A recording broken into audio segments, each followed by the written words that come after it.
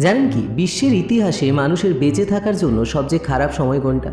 যদি ভাবছেন কোভিড মহামারী বা অন্য কোনো মহামারী বা কোনো বিশ্বযুদ্ধ, তাহলে আপনি একদমই ভুল ভাবছেন। পৃথিবীর ইতিহাসে এমন একটা সময় ছিল যে সময়টার ভয়াবহতা আপনার কল্পনার বাইরে। সময়টা ছিল 536 এডি, অর্থাৎ খ্রিস্টপূর্বাব্দ 536।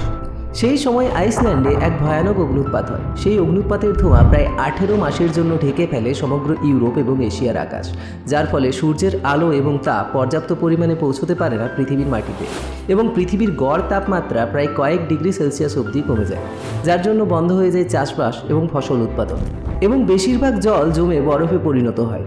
তার ফলে ক্ষুধায় তৃষ্ণায় মারা যায় বহু মানুষ।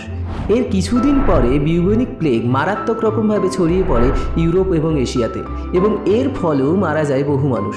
এবং তার কিছুদিন পর রাজনৈতিক কারণে সমগ্র ইউরোপে যুদ্ধ বেঁধে যায়। তাহলে বুঝতে পারছেন এই সময়টার ভয়াবহতা।